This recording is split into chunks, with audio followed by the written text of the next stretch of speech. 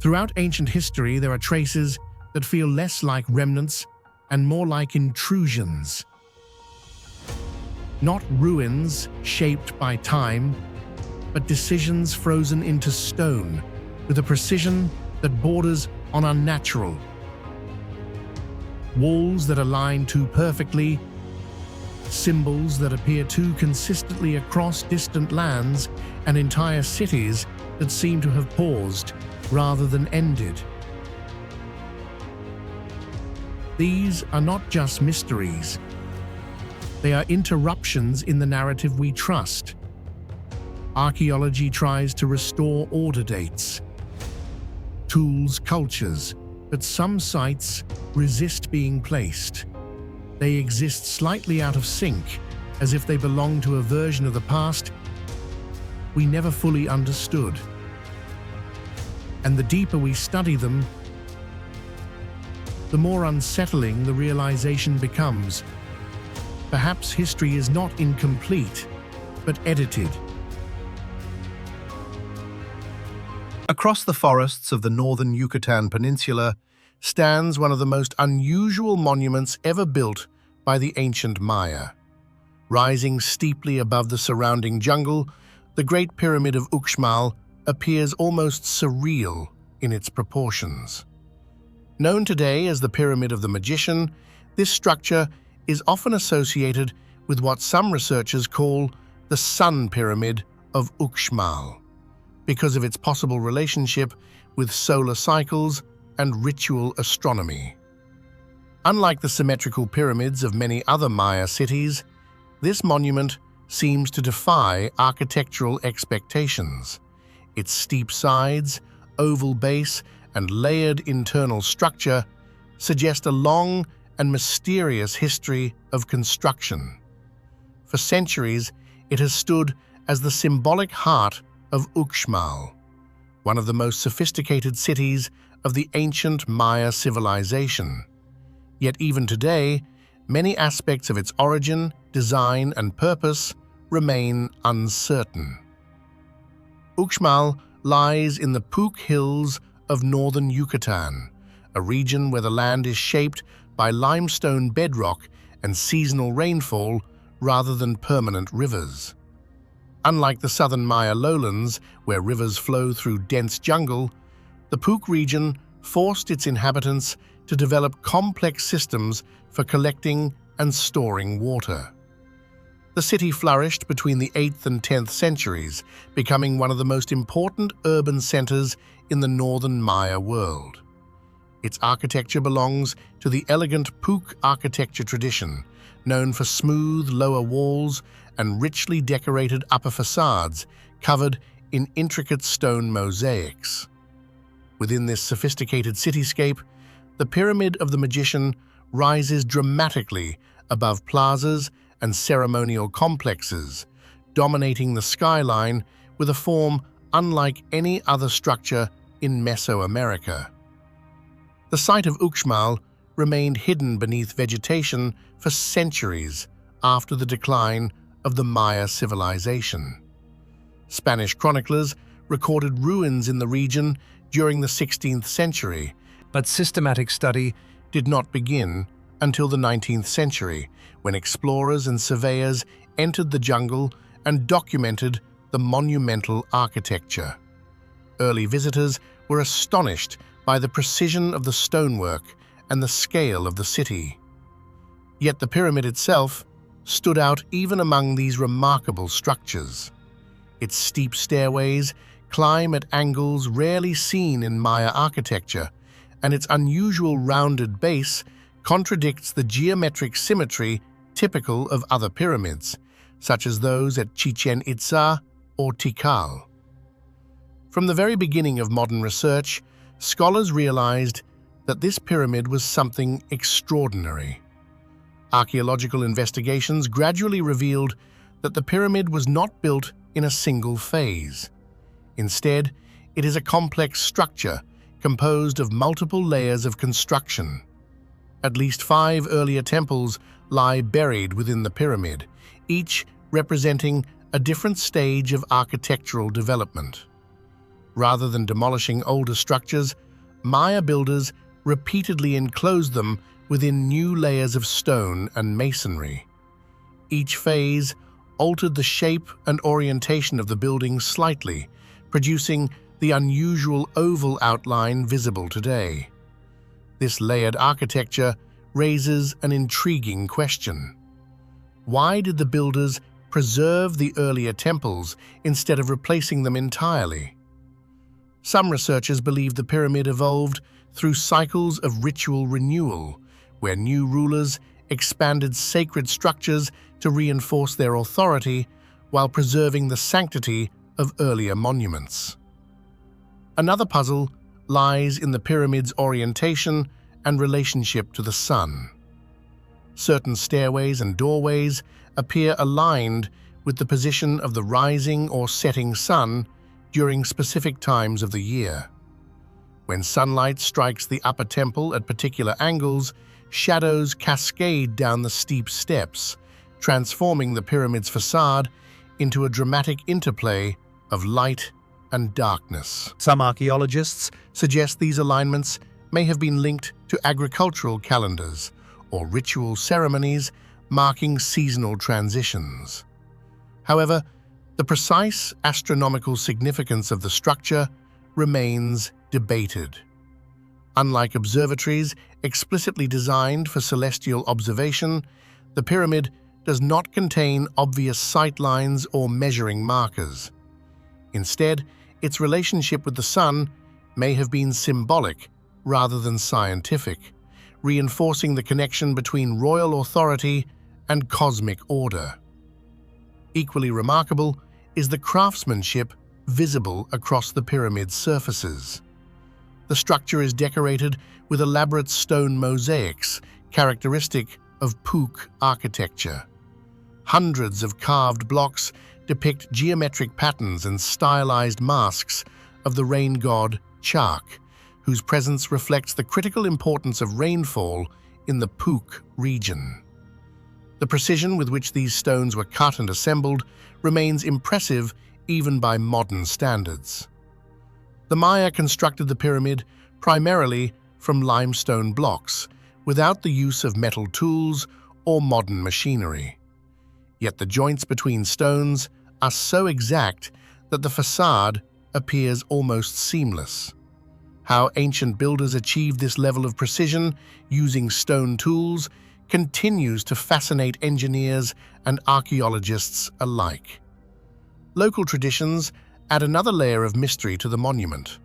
According to Maya folklore, the pyramid was built in a single night by a magical dwarf born from an enchanted egg.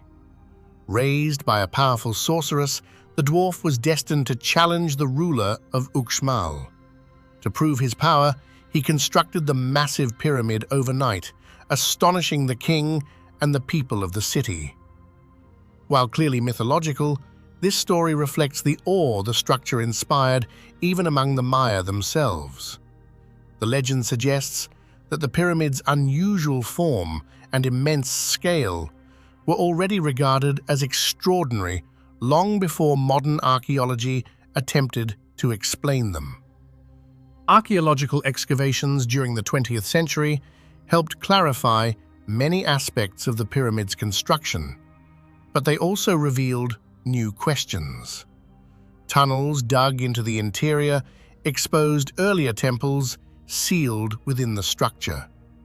These internal chambers contain architectural features that differ significantly from the outer pyramid, indicating that the building evolved over several centuries. Yet, large sections of the interior remain inaccessible due to the risk of structural collapse. It is possible that additional chambers or ritual spaces remain hidden within the pyramid's core, waiting to be discovered by future research. When compared with other Maya pyramids of the same era, the structure at Uxmal remains highly unusual. Most Maya pyramids follow strict geometric plans with square bases aligned precisely to cardinal directions. The Pyramid of the Magician, by contrast, appears almost organic in its shape. Its oval foundation and irregular stairways break many of the architectural conventions seen at sites like Chichen Itza or Palenque. Some scholars believe this difference reflects regional architectural experimentation within the Puuc cultural sphere. Others suggest the pyramid may incorporate much older design traditions that predate the classical Maya period. The decline of Uxmal itself adds another layer of intrigue. By the late 10th century, the city's power began to fade. Monumental constructions slowed, and eventually, the population dispersed across the region.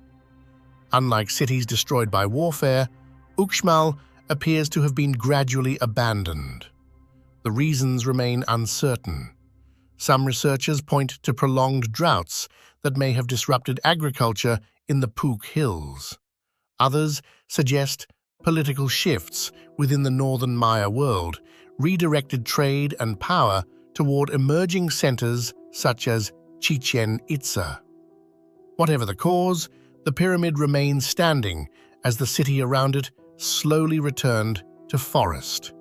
Today, the Pyramid of the Magician continues to dominate the ancient skyline of Uxmal, its steep silhouette visible from nearly every plaza within the city.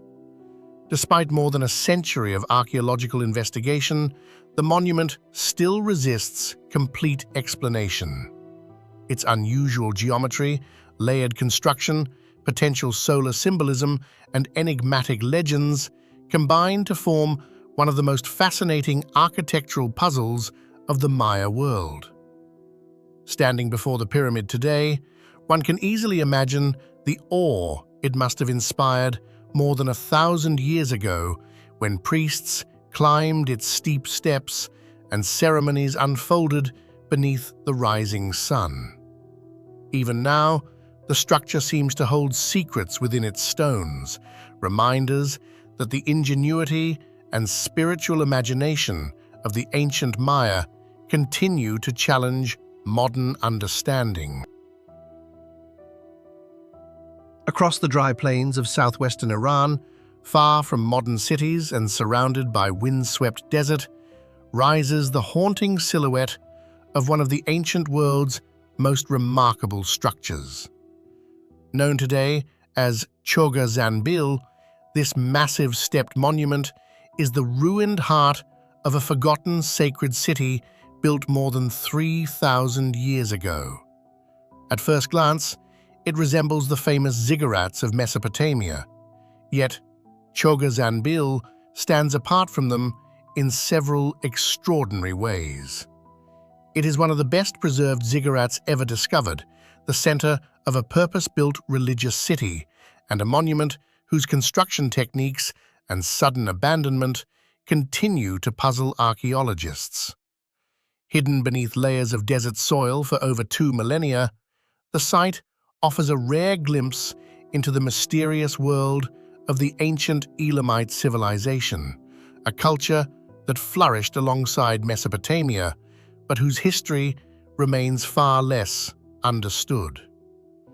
The ruins lie in the modern province of Khuzestan, near the ancient river systems that once nourished early civilizations across the Iranian plateau. In antiquity, this region stood at the crossroads between Mesopotamia and the Iranian highlands, a strategic and cultural meeting point where ideas, technologies, and religions blended across centuries.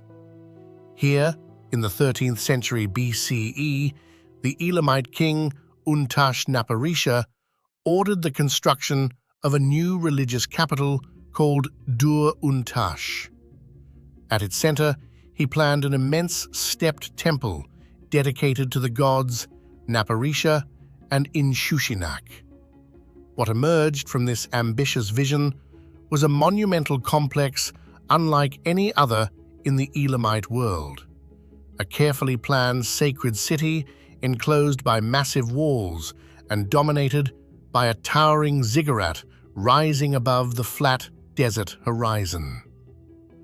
For centuries after its destruction, the city slowly disappeared beneath sand and sediment. By the 20th century, the ziggurat had become nothing more than an oddly shaped mound in the desert landscape. The rediscovery of the site came unexpectedly in 1935, when aerial surveys conducted during oil exploration revealed unusual geometric patterns on the ground. Archaeologists soon realized that the mound concealed the remains of a vast ancient structure. Excavations carried out by French archaeologist Roman Girsu in the following decades uncovered an astonishing complex. A 5-tiered ziggurat, originally rising more than 50 meters high, surrounded by temples, royal residences, courtyards, and defensive walls. The discovery transformed Choga Zanbil into one of the most important archaeological sites in the Near East. Yet even after decades of excavation, many aspects of the site remain enigmatic. The ziggurat itself represents one of the greatest architectural puzzles. Built almost entirely from millions of mud bricks and baked bricks, the structure once stood as tall as a modern 15-story building. Unlike the better-known ziggurats of cities such as Ur or Babylon, which were constructed as layered terraces with temples on top, Choga Zanbil appears to have been designed as a single, massive monument, rising in successive stages toward the sky. Archaeologists have discovered thousands of bricks stamped with inscriptions praising King Untash-Naparisha and invoking the protection of the gods.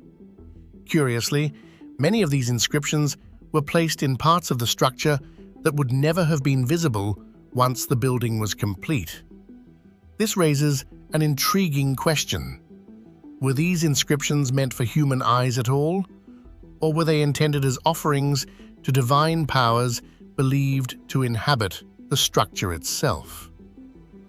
Another remarkable feature of Choga Zanbil lies in the engineering systems hidden beneath the ruins. Excavations revealed evidence of a sophisticated water supply network that once transported water from distant sources to the city. Some scholars believe that a canal extending more than 50 kilometers brought water from nearby rivers to reservoirs near the temple complex. There are even indications of filtration systems designed to remove sediment before the water entered the city.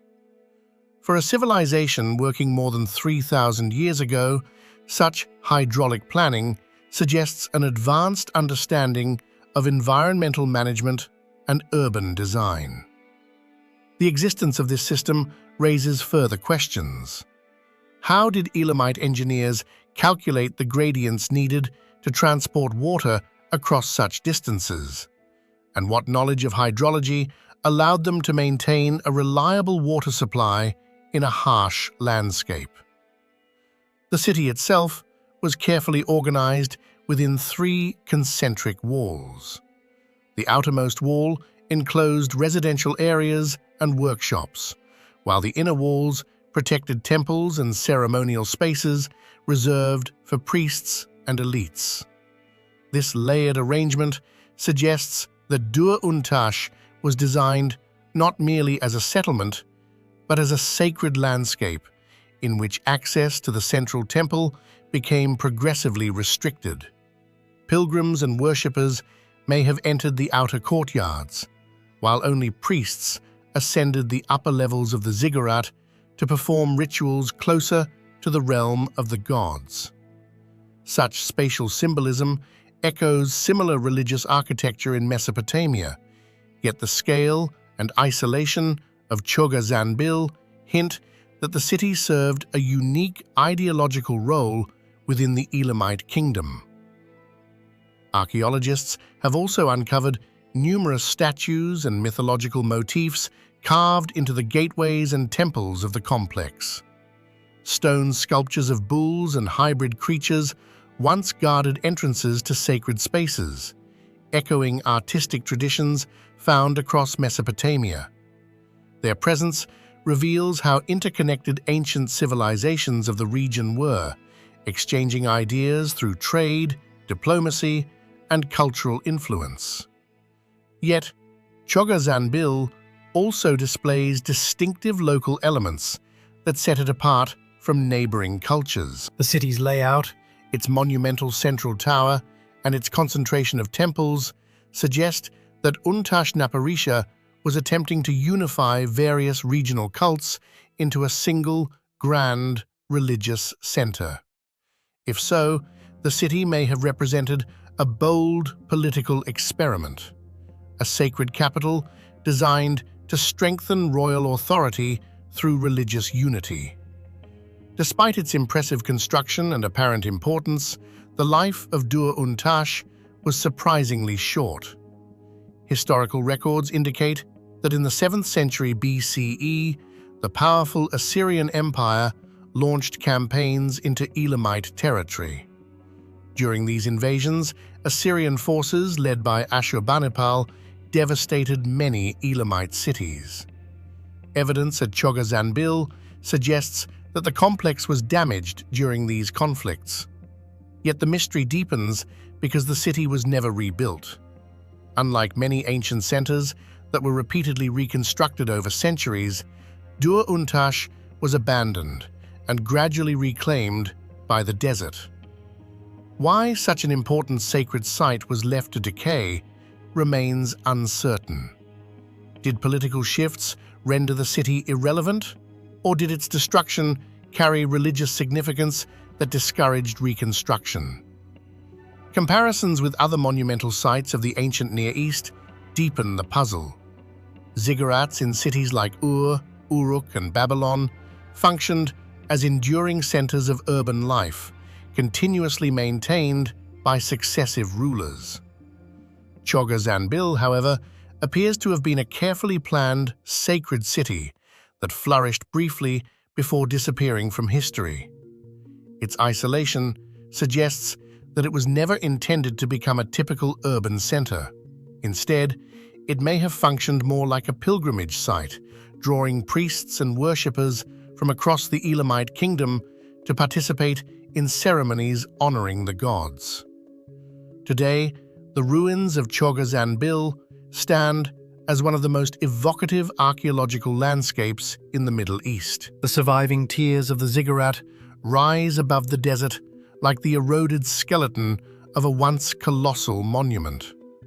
Wind sweeps across the cracked bricks, carrying grains of sand that slowly reshape the ancient walls. Yet beneath the surface, vast portions of the city remain unexcavated, preserving secrets that archaeologists have yet to uncover. Every new survey raises the possibility that additional temples, inscriptions, or engineering works still lie buried beneath the desert floor. More than 3,000 years after its construction, Choga Zanbil continues to provoke questions about the ambitions and beliefs of the people who built it. Was Dur-Untash meant to be the ultimate religious capital of the Elamite world? Did its towering ziggurat symbolize a cosmic mountain linking earth and heaven? And why did such a monumental city vanish so quickly from history? Like many ancient sites, Choga Zanbil offers fragments rather than complete answers. Yet in those fragments lies the enduring fascination of archaeology. The chance to glimpse the aspirations of civilizations long vanished, and to recognize that even the greatest monuments can become mysteries once time begins to erase their stories. In the vast deserts of southern Arizona, where saguaro cacti stand like silent sentinels under an endless sky, a discovery made in the early 20th century sparked one of the most controversial debates in American archaeology. The objects were strange, heavy, and unmistakably ancient in appearance.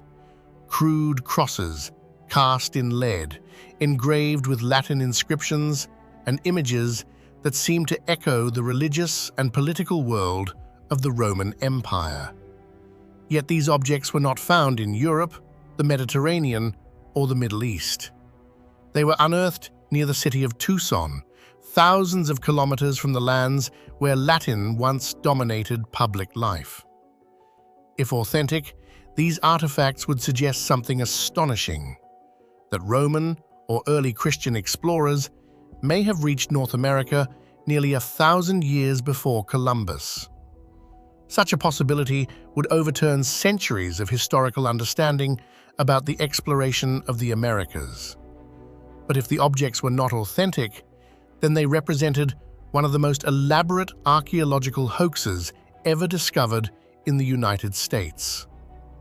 The mystery of the Tucson artifacts lies precisely in this tension between possibility and doubt, a puzzle buried in the desert soil. The discovery occurred near the modern city of Tucson in southern Arizona, a region dominated by the harsh landscapes of the Sonoran Desert. This environment is known for its dry climate, rocky terrain, and sparse vegetation. Historically, the area was inhabited by indigenous cultures such as the Hohokam, who constructed sophisticated irrigation canals centuries before European arrival. Because the region has such a long human history, archaeological discoveries are not unusual here. Stone tools, pottery fragments, and traces of ancient settlements have frequently been found across the desert valleys. But nothing previously discovered in the region resembled the objects uncovered in the 1920s. The Tucson artifacts appeared completely out of place. Their material, iconography, and language seemed to belong to a different world entirely, a world connected not to ancient American civilizations, but to the classical cultures of the Mediterranean. In 1924, an amateur archaeologist named Charles E. Manier reported an extraordinary find while digging in the desert outside Tucson. Beneath layers of compacted soil, he uncovered a heavy metal object shaped like a cross. Soon afterward, more objects began to emerge from the ground. Over time, a collection of 32 artifacts was assembled. Most of them were crosses made of cast lead, varying in size from small handheld pieces to larger ceremonial forms. Alongside the crosses were several additional items, including a sword-like object and fragments of metal plates. What made these artifacts remarkable was not merely their shape, but the detailed engravings carved into their surfaces. The crosses were covered in Latin inscriptions and elaborate images. Some depicted soldiers, priests, and imperial symbols reminiscent of Roman iconography. Others appeared to tell fragments of a narrative, describing events associated with an expedition or religious mission. The discovery immediately attracted attention. Newspapers, historians, and amateur researchers began debating the meaning of these strange objects found in the American desert. The Latin text engraved on the crosses forms the most intriguing aspect of the Tucson artifacts. Some inscriptions appear to reference Christian themes, invoking religious language that resembles early medieval devotional texts. Others mention Roman emperors, including names associated with late imperial rulers.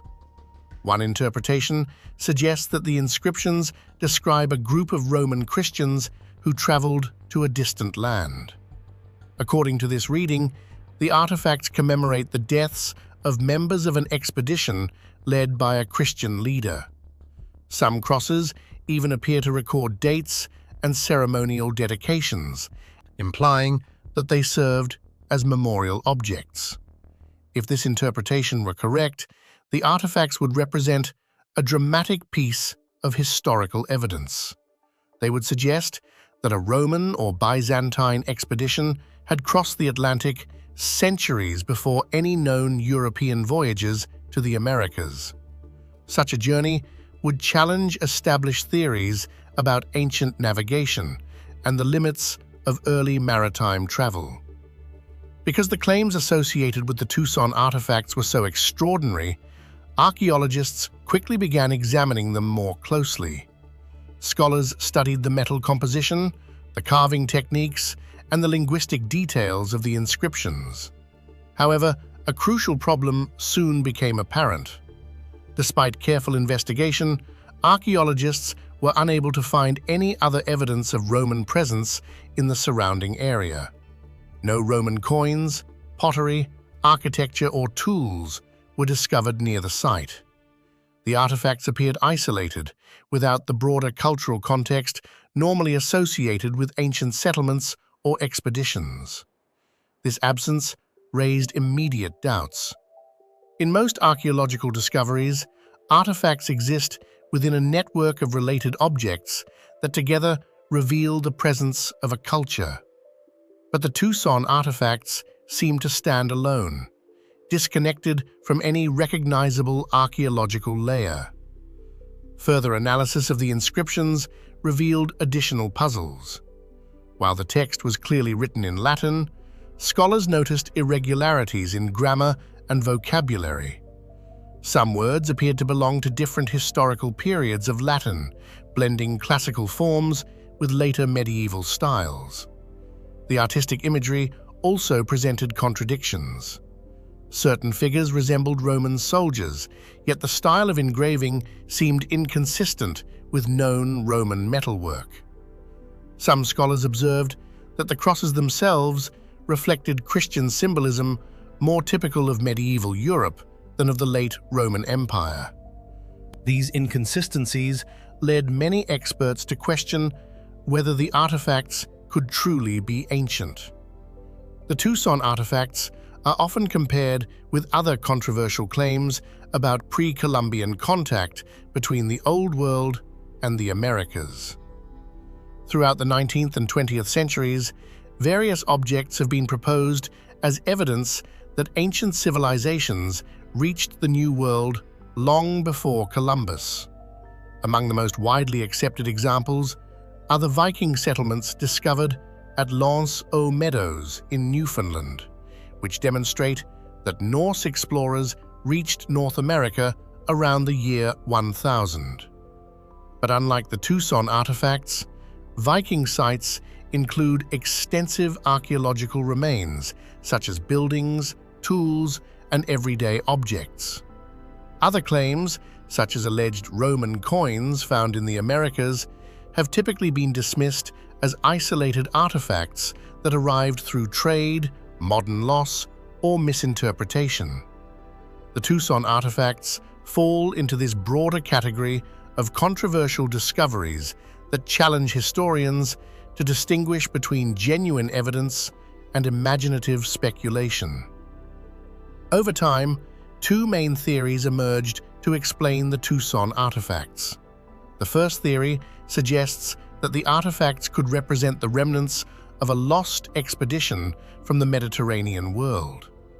Advocates of this view argue that ancient sailors possessed greater navigational abilities than traditionally assumed. According to this perspective, a small group of Roman or Byzantine travelers may have reached the American continent accidentally or intentionally. The second and far more widely accepted theory is that the artifacts were created in modern times as a deliberate hoax. Some historians suspect that the discoverer himself may have fabricated the objects or planted them in the desert to attract attention.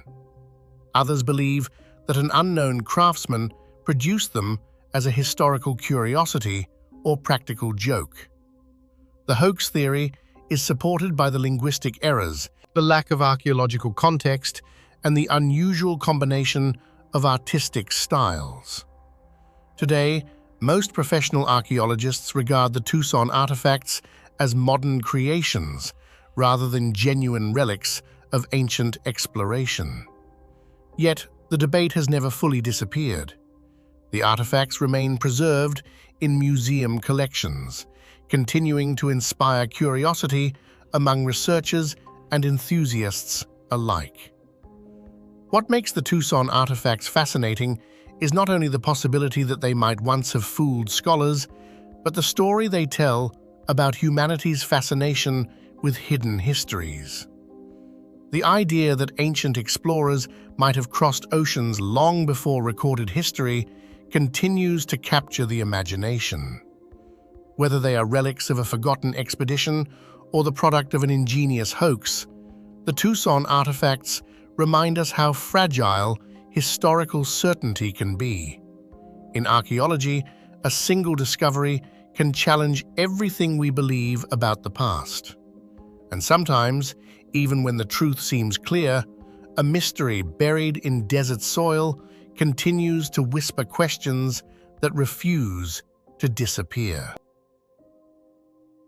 Across the deserts and river plains of ancient Mesopotamia, archaeologists have uncovered the remains of cities that once stood at the heart of the world's earliest civilization. Towering temple complexes, administrative archives written in cuneiform, and vast irrigation canals reveal a society capable of remarkable organization and technical ingenuity. Yet among these discoveries are quieter structures that rarely appear in textbooks, pieces of infrastructure that once sustained daily life. One such discovery lies in the ruins of Girsu, an important urban center of the Sumerian world. Hidden among the archaeological layers of this ancient city are the remnants of what may have been one of the earliest engineered bridges in human history, a structure now known as the Girsu Bridge. Though only fragments of its foundations survive, the site raises profound questions about the technological capabilities of the ancient Sumerian civilization, and about how early engineers solved problems that still challenge builders today. Girsu was located in southern Mesopotamia, within the territory of the powerful Sumerian city-state of Lagash. Today, the ruins lie at the archaeological site of Tello in modern Iraq. In antiquity, however, this region looked very different. The land between the Tigris and Euphrates rivers formed a complex landscape of canals, marshes, and artificial waterways. Agriculture depended entirely on irrigation systems carefully maintained by human hands. Within this watery environment, movement across canals was essential. Farmers transported crops, merchants carried goods, priests moved between temples, and officials traveled through the administrative districts of the city. While boats provided one means of transport, urban life also required stable crossings, structures that could allow people, carts, and animals to pass safely above flowing water. The remains discovered at Girsu suggest that the Sumerians addressed this need through a surprisingly advanced architectural solution: a permanent bridge. The archaeological story of Girsu began in the 19th century, when French expeditions first started excavating the massive mounds scattered across the plains of southern Iraq. These mounds concealed the buried cities of ancient Sumer. Over the decades, researchers uncovered temples dedicated to the god Ningirsu, administrative buildings, statues, inscriptions, and extensive irrigation works. Among these discoveries, archaeologists identified a structure crossing what had once been a canal channel. At first glance, the remains seemed modest. Rows of large baked bricks and heavy foundations aligned across the waterway. Yet the arrangement was unmistakable. The structure had once supported a crossing between two sections of the city. Further examination suggested that it may have been part of a bridge dating back roughly 4,000 years. Although erosion and millennia of flooding had erased the upper portions of the construction, the foundations revealed careful engineering. The bridge had been anchored into the canal banks with massive brick supports, indicating that it was designed to endure both water flow and the weight of travelers passing above. Perhaps the greatest mystery of the Girsu Bridge lies in the environment in which it was built. Southern Mesopotamia is not a region of solid bedrock or mountainous terrain. Instead, it consists largely of soft alluvial soil deposited by rivers over thousands of years. The ground is unstable, often saturated with water, and highly vulnerable to erosion. Constructing any permanent structure in such conditions is difficult. Constructing a bridge is even more challenging. Without modern materials such as reinforced concrete or steel, ancient builders had to rely on mud brick and fired brick, supported by carefully designed foundations. The remains at Girsu suggest that the engineers responsible for the bridge understood these challenges well. The foundations appear to have been broadened and reinforced to distribute weight across the soft soil, preventing the structure from sinking or collapsing. This solution demonstrates a level of practical engineering knowledge that is remarkable for such an early period in human history. It implies that Sumerian builders had accumulated generations of experience in managing water, soil stability, and heavy construction. The Girsu Bridge was likely far more than a simple crossing. In a city defined by canals, bridges were crucial components of urban infrastructure. They connected neighborhoods, temples, markets, and administrative centers. Girsu itself was a major religious hub within the Lagash state, housing temples dedicated to powerful deities of the Sumerian pantheon. Pilgrims, priests, and officials would have traveled frequently through the city. A stable crossing over one of its canals would have been essential to maintaining the flow of daily life. Archaeologists believe that the bridge may have connected important sections of the city's administrative district, enabling movement between ceremonial complexes and residential quarters. If so, the structure would have been a key element in the city's urban planning, evidence that the Sumerians were already thinking about infrastructure in systematic ways. Modern excavations at Girsu have expanded our understanding of the city and its technological achievements. Archaeologists have documented sophisticated irrigation systems, canal management structures, and extensive building projects across the site. These discoveries reveal that water management was one of the defining features of Sumerian civilization. Within this broader context, the bridge appears not as an isolated curiosity, but as part of a larger technological network. Canals directed water for agriculture and transport. Embankments controlled flooding, and bridges allowed people to move across these waterways. Together, these elements formed an integrated landscape engineered by human hands. Yet many questions remain unanswered. The upper structure of the bridge has not survived, leaving archaeologists uncertain about its exact appearance. Was it supported by wooden beams? Did it include a brick arch, or was it a hybrid design combining both materials? Without the original superstructure, the precise form of the bridge remains unknown. The Girsu Bridge stands out partly because very few bridges from such an early period have been identified elsewhere. Many early civilizations relied on temporary wooden crossings or simple fords rather than permanent engineered bridges. Later cultures would develop more recognizable bridge designs.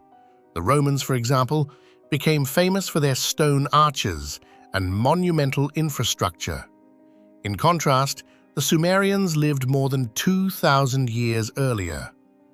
If the Girsu structure truly functioned as a permanent bridge, it suggests that sophisticated civil engineering was already emerging long before the classical world.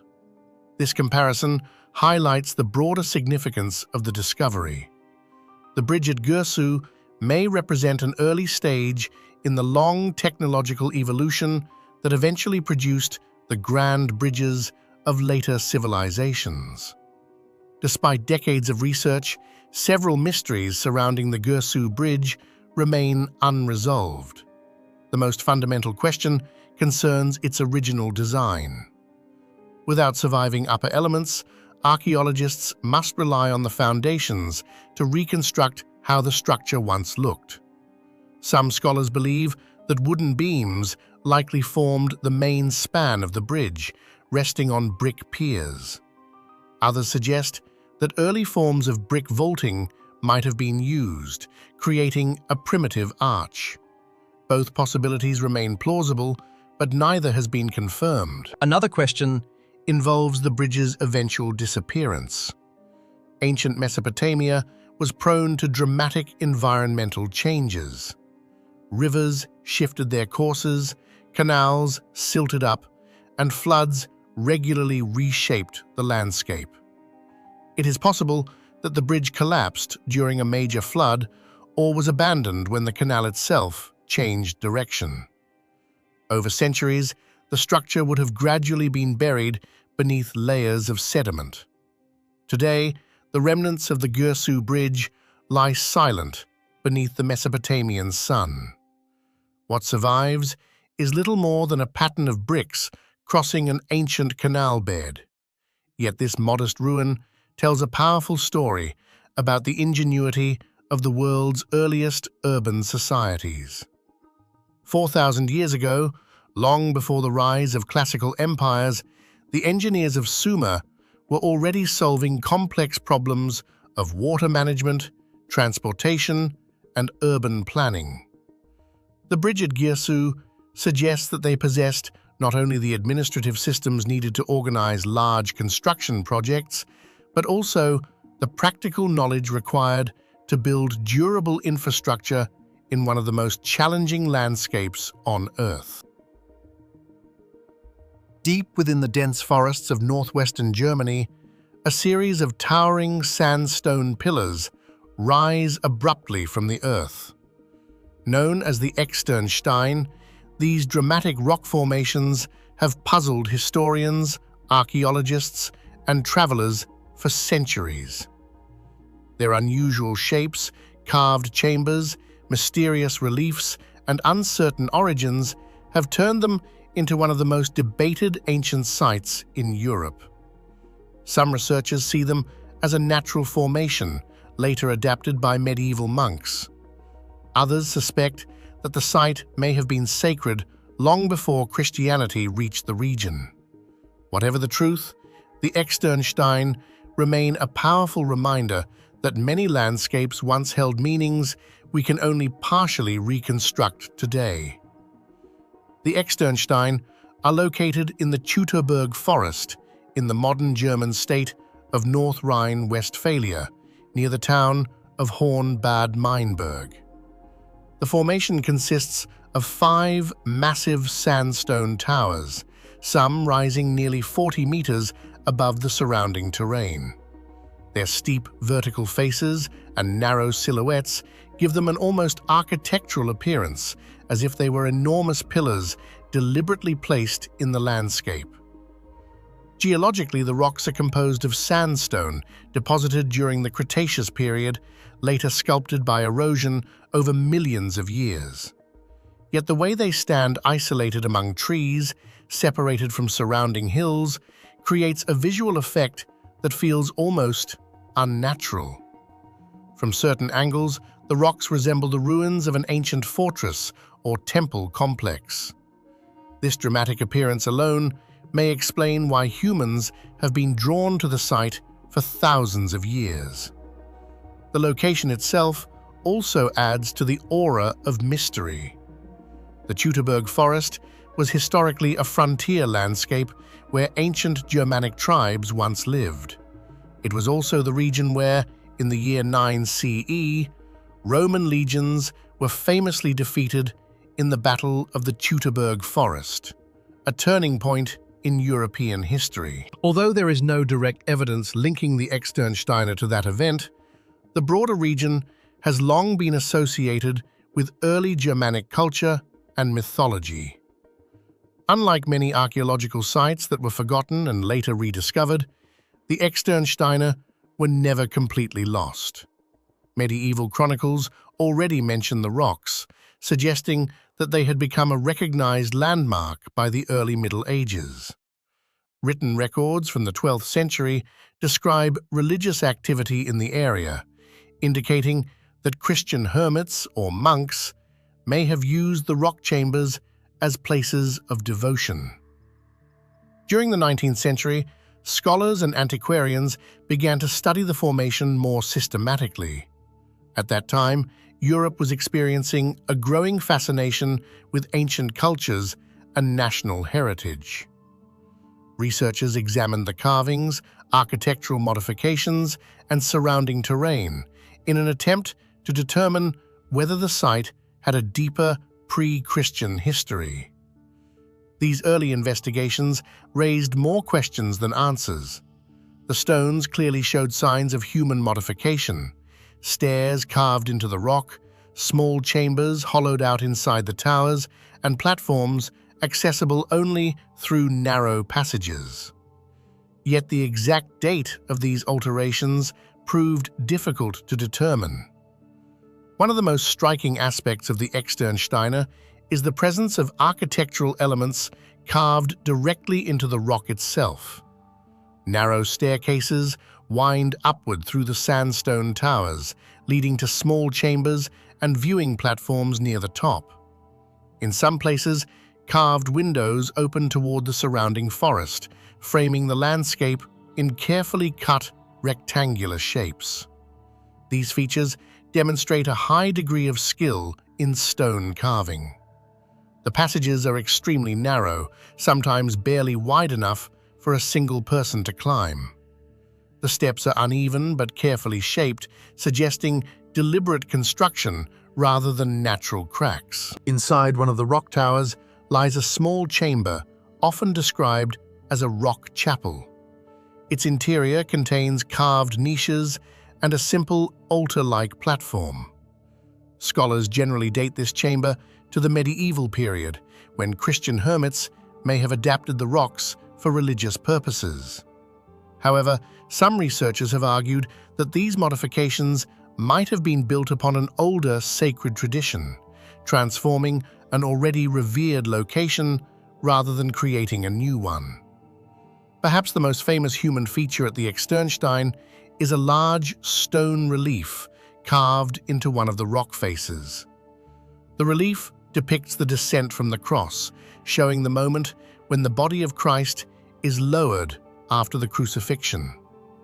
Measuring several meters in height, it is considered one of the most significant medieval stone carvings in Northern Europe. At first glance, the relief appears purely Christian in theme. Yet some details have inspired debate. Beneath one of the figures is a shape resembling a bent tree or broken pillar.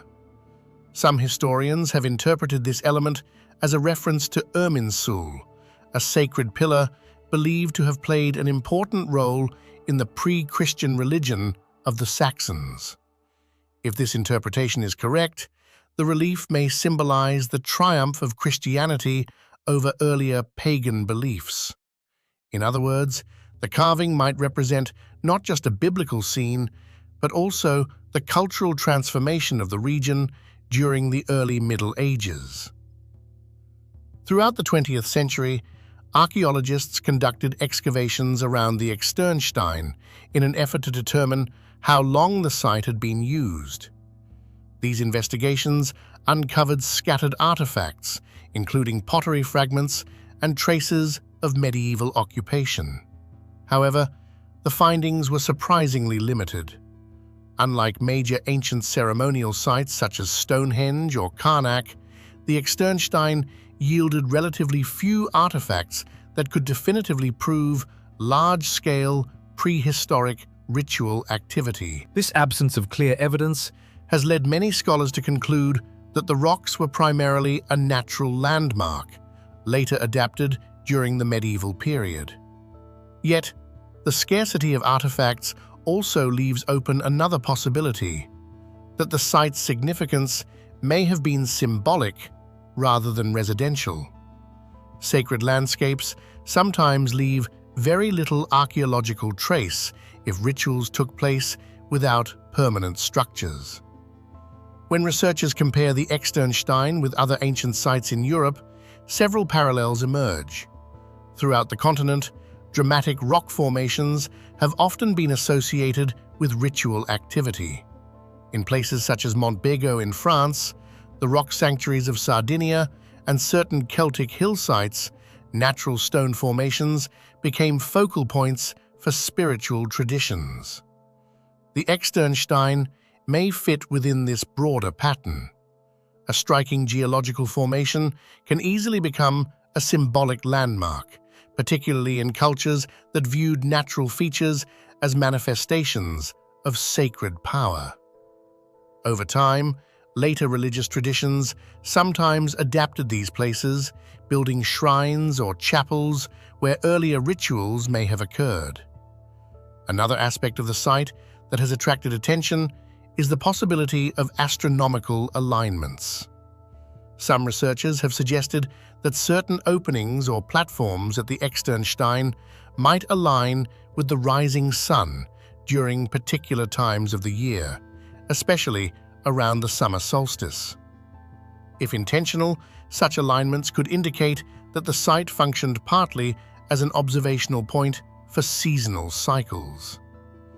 Many ancient cultures marked the movement of the sun as a way to regulate agricultural calendars and ceremonial events.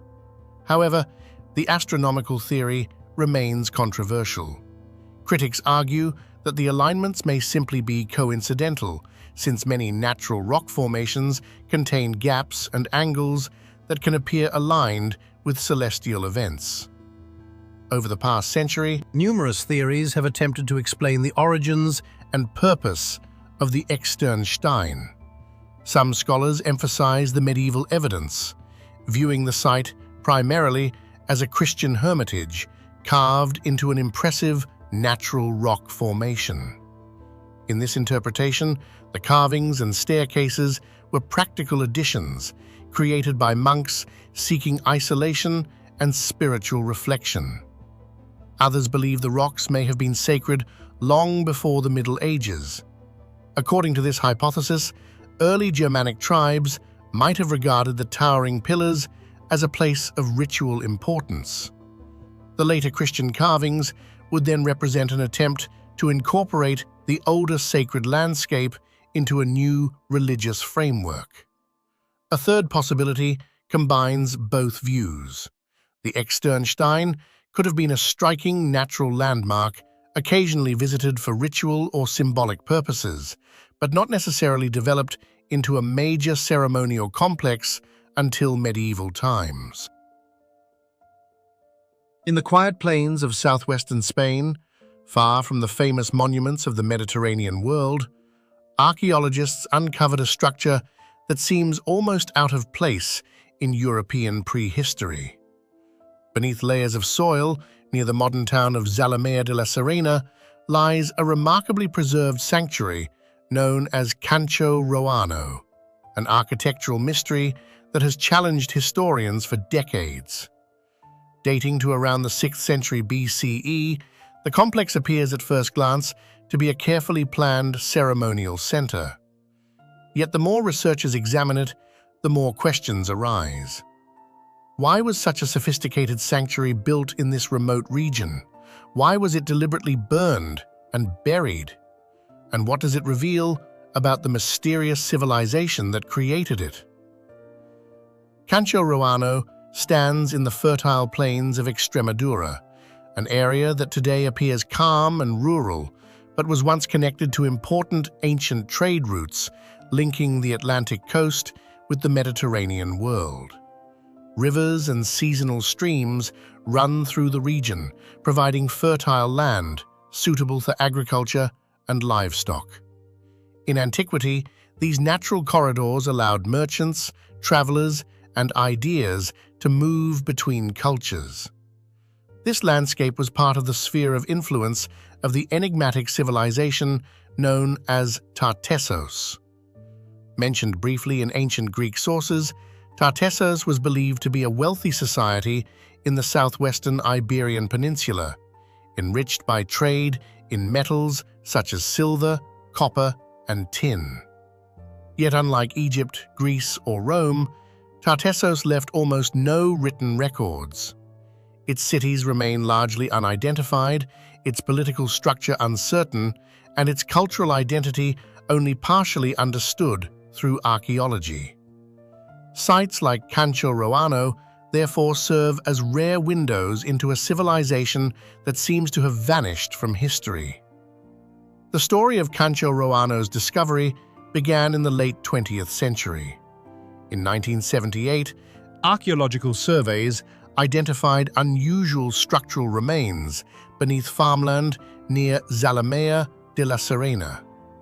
What initially appeared to be simple ruins gradually revealed themselves to be something far more extraordinary. Excavations uncovered a complex rectangular structure surrounded by a large artificial moat. At the center stood a monumental building constructed from mud brick walls resting on stone foundations. The layout was highly organized: a central courtyard, a series of surrounding rooms, and a ceremonial altar at the heart of the complex. Even more astonishing was the state of preservation. The building had not simply collapsed with time. Instead, it appeared to have been intentionally sealed beneath layers of earth after a dramatic destruction by fire. This act of deliberate burial preserved the structure almost like a time capsule, allowing archaeologists to study the sanctuary in remarkable detail. The design of Cancho Roano is unlike most ancient buildings found in Western Europe. The entire complex follows a strict geometric plan. Nearly square in shape, it is oriented along clear architectural axes, suggesting careful planning and symbolic intent. A moat surrounds the structure, creating the impression of an island sanctuary accessible by a narrow bridge. Within the walls, the interior spaces are arranged around a central courtyard that appears to have functioned as a ceremonial area. At the center of this courtyard lies one of the site's most intriguing features: a large altar shaped like a T. This altar form is extremely rare in European archaeology. Its design resembles ritual installations associated with Eastern Mediterranean religious traditions. Such similarities hint at cultural connections between the Iberian Peninsula and distant civilizations engaged in maritime trade. The moat itself raises further questions. Defensive moats are typically associated with fortifications, yet Cancho Roano shows no signs of being a fortress. Instead, the water barrier may have held symbolic meaning, separating the sacred interior from the outside world. In many ancient cultures, water functioned as a boundary between the human and divine realms. Among the most striking discoveries of Cancho Roano are the remains of large-scale animal sacrifices. Archaeologists uncovered the skeletons of numerous animals, particularly horses, carefully arranged within the sanctuary. Horse sacrifice was a powerful ritual act in many ancient cultures, often associated with elite ceremonies, royal authority, or communication with the gods. The presence of multiple sacrificed horses at Cancho Roano suggests that the sanctuary hosted significant ceremonial events. The careful placement of these remains indicates that they were not random offerings, but part of a structured ritual process. Some animals appear to have been deliberately killed and deposited shortly before the destruction of the complex. These findings have led some researchers to speculate that the final rituals performed at Cancho Roano may have been part of a dramatic closing ceremony. Perhaps the greatest mystery surrounding Cancho Roano is the manner in which it was abandoned. Archaeological evidence shows that the building was intentionally burned, yet there are no signs of battle, invasion, or sudden catastrophe. Instead, after the fire, the ruins were carefully covered with layers of soil and clay. The entire structure was effectively sealed underground. Such behavior suggests that the destruction was not an accident, but a deliberate act performed by the sanctuary's own community. In some ancient traditions, sacred buildings were ritually destroyed when they had fulfilled their purpose, or when religious practices changed. One possibility is that the people who built Cancho Roano chose to close the sanctuary through a ceremonial act of fire and burial. If this interpretation is correct, the site may represent the final chapter of a religious tradition that disappeared shortly afterward. Although Cancho Roano stands deep within the Iberian interior, its architectural and cultural features reveal connections with the wider Mediterranean network. Many scholars believe that influences from the ancient Phoenicians played a role in shaping the sanctuary's design. The Phoenicians were skilled maritime traders who established colonies across the Mediterranean during the first millennium BCE. Their settlements in southern Spain brought new technologies, artistic styles, and religious ideas to the region. Elements such as the altar design, ritual practices, and architectural organization at Cancho Roano show similarities to Eastern Mediterranean sanctuaries. These parallels suggest that Tartessian elites may have adopted or adapted religious concepts introduced through trade and cultural contact. Yet the site is not simply a copy of Phoenician architecture. Instead, it reflects a unique fusion of local Iberian traditions and external influences, a hybrid culture emerging at the crossroads of civilizations. Cancho Roano is not the only site linked to Tartessian ritual architecture. Nearby excavations have revealed similar complexes, including the remarkable sanctuary at Casas del Turuñuelo. Like Cancho Roano, this site contains evidence of large-scale animal sacrifices and a carefully planned ceremonial structure. These discoveries suggest that such sanctuaries may have formed part of a broader religious network across the region. Rather than isolated monuments, they may have functioned as ritual centers for elite communities involved in long-distance trade and political alliances. The repetition of certain architectural patterns, central courtyards, altars, surrounding chambers, indicates shared symbolic traditions. Yet each site also contains unique features, hinting at localized variations in ritual practice. Despite decades of research, Archaeologists still debate the true purpose of Cancho Roano. Some scholars interpret it as a temple dedicated to unknown deities of the Tartessian world.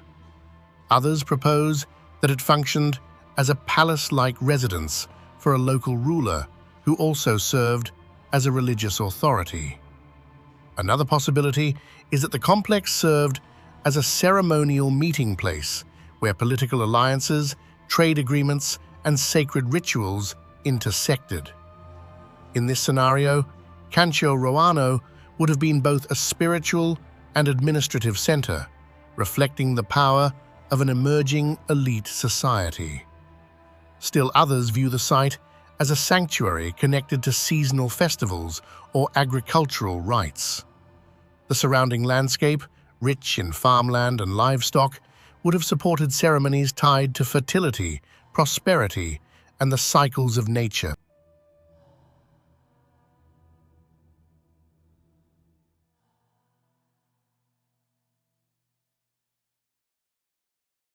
Across the wooded hills of southwestern Pennsylvania lies a quiet overhang of sandstone, known today as Meadowcroft Rock Shelter. At first glance, it appears unremarkable, a shallow, natural shelter formed where a massive rock juts out from a hillside above the Cross Creek Valley. For thousands of years, wind, rain, and forest growth passed silently around it. Yet beneath the soil of this modest rock shelter, archaeologists uncovered evidence that may have fundamentally changed the story of human migration into the Americas. If the discoveries here are correct, people may have been living in North America thousands of years earlier than once believed. The site has therefore become one of the most debated and fascinating archaeological locations on the continent, a place where layers of earth hold not only ancient tools and hearths, but a profound mystery about the origins of the first Americans. The Meadowcroft rock shelter sits on a hillside overlooking a small tributary of Cross Creek, about 45 kilometers southwest of Pittsburgh. The region today is covered with hardwood forests, rolling ridges, and narrow valleys carved by ancient waterways. During the late Ice Age, when the earliest occupants may have visited the shelter, the environment would have looked different. The climate was colder, glaciers lay farther north, and open woodland mixed with grasslands across the region. The rock shelter itself formed naturally when erosion carved out softer rock beneath a harder sandstone layer. The result was a dry, protected overhang facing southward, an ideal temporary refuge for human travelers. From this vantage point, ancient hunters could watch the valley below, track animal movements, and stay sheltered from wind and rain. It was not a deep cave, but rather a natural roof of stone, large enough to protect a small group and their fires. For prehistoric peoples moving through the landscape, locations like this were invaluable. They offered safety, visibility, and proximity to water. and game. Yet what makes Meadowcroft remarkable is not simply that people used it, but how long and how early that use may have begun. Although the rock shelter had existed for millennia, its scientific significance remained hidden until the 20th century. In the 1950s and 1960s, local landowners noticed artifacts occasionally appearing in the soil. Recognizing the potential importance of the site, archaeologists eventually began systematic excavations in the early 1970s under the direction of archaeologist James M. Adovasio. As researchers carefully removed layers of soil, they realized they were uncovering something extraordinary. Beneath relatively recent Native American remains lay deeper and deeper layers of human occupation. Each layer preserved traces of ancient activity, stone tools, fragments of charcoal, animal bones, and plant remains. What astonished the excavation team was the depth and clarity of these layers. The sediments appeared undisturbed, forming a remarkably intact timeline of human presence spanning thousands of years. The deeper the archaeologists dug, the older the evidence became. Eventually, they reached levels that seemed far older than expected for human habitation in North America. It was at this point that Meadowcroft transformed from a local archaeological curiosity into a site that could potentially rewrite history. One of Meadowcroft's greatest scientific strengths is its well-preserved stratigraphy. Archaeologists found a long sequence of cultural layers stacked upon one another like pages in a geological book. These layers represent repeated visits to the shelter by different groups of people over thousands of years. Near the surface were remains from relatively recent Native American occupations, tools, pottery fragments, and hearths from the late woodland period. Below these were earlier archaic layers, then even older Paleo-Indian deposits. But deeper still, archaeologists discovered evidence that appeared to predate the famous Clovis culture. For decades, Clovis artifacts, distinctive stone spear points dating to roughly 13,000 years ago, had been considered the earliest confirmed evidence of humans in North America. This idea became known as the Clovis First model. Meadowcroft challenged that model directly. Within its deepest layers, researchers found stone tools and hearth remains that radiocarbon dating suggested were far older than Clovis, possibly between 16,000 and 19,000 years old. If correct, these findings would mean humans were present in North America thousands of years earlier than previously believed. The stone tools recovered from Meadowcroft do not resemble typical Clovis artifacts. Instead of the large, fluted spear points associated with big game hunting, the tools here include smaller blades, scrapers, and cutting implements. These tools suggest a flexible lifestyle adapted to forests and diverse food sources rather than primarily hunting large Ice Age animals such as mammoths. The inhabitants may have hunted deer, rabbits, and smaller animals while also gathering plants and seeds. Some archaeologists interpret these tools as evidence of a previously unknown cultural tradition, a population that lived in North America before the arrival of Clovis hunters. If this interpretation is correct, it implies that the first migration into the Americas was more complex than once thought. Rather than a single wave of migrants entering through the Bering Land Bridge around 13,000 years ago, there may have been multiple earlier migrations. Among the most compelling discoveries at Meadowcroft are ancient hearths, places where fires once burned beneath the shelter's stone roof. Charcoal fragments from these fires allowed scientists to perform radiocarbon dating, which produced the remarkably early dates that sparked controversy. The hearths also contained food remains. Animal bones, fish fragments, and plant material revealed that the occupants had a varied diet. Seeds and nutshells suggest the gathering of wild plants, while bones from animals, such as deer and rabbit, indicate hunting activities. These details help reconstruct scenes from thousands of years ago.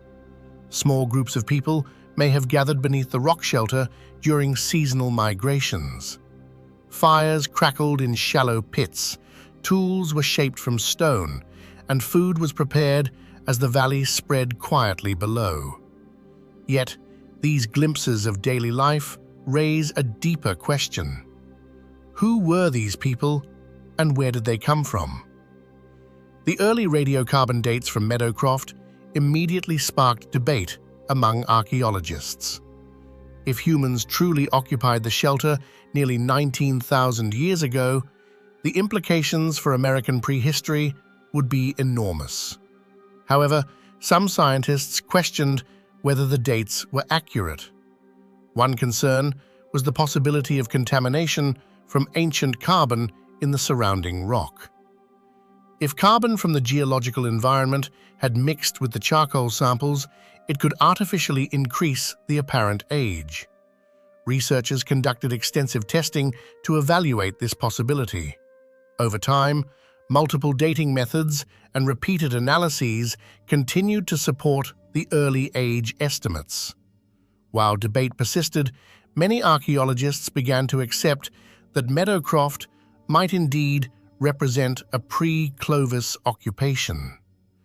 The controversy itself became part of the site's legacy, illustrating how scientific understanding evolves through evidence, skepticism, and continued research. In recent decades, other archaeological sites have emerged that also challenge the Clovis first model. Locations such as Monte Verde in southern Chile have provided strong evidence for human presence in the Americas at least 14,500 years ago. Monte Verde's well-preserved remains, wooden structures, footprints, and plant materials demonstrate that people were already living far south in South America at a very early date. If humans had reached Chile by that time, they must have entered North America even earlier. Meadowcroft fits within this broader pattern of discoveries suggesting earlier migrations. While each site has its own unique evidence, Together, they form a growing body of data that challenges traditional timelines. Rather than a single migration event, archaeologists now consider the possibility of multiple waves of human movement into the Americas over thousands of years. If Meadowcroft's earliest dates are correct, the people who used the shelter may have arrived long before the interior ice-free corridor between glaciers opened. This raises the possibility that early migrants traveled along the Pacific coastline instead. The coastal migration hypothesis suggests that small groups moved southward by following marine resources along the shorelines of Alaska, British Columbia, and the Pacific Northwest. Using simple watercraft, they could have gradually spread along the coast and into the interior. Another possibility is that multiple migration routes existed simultaneously. Different populations may have entered the continent at different times, bringing distinct technologies and cultural traditions. Meadowcroft's unusual stone tools and early dates could represent one of these early migration waves, an ancient population whose history remains largely unknown.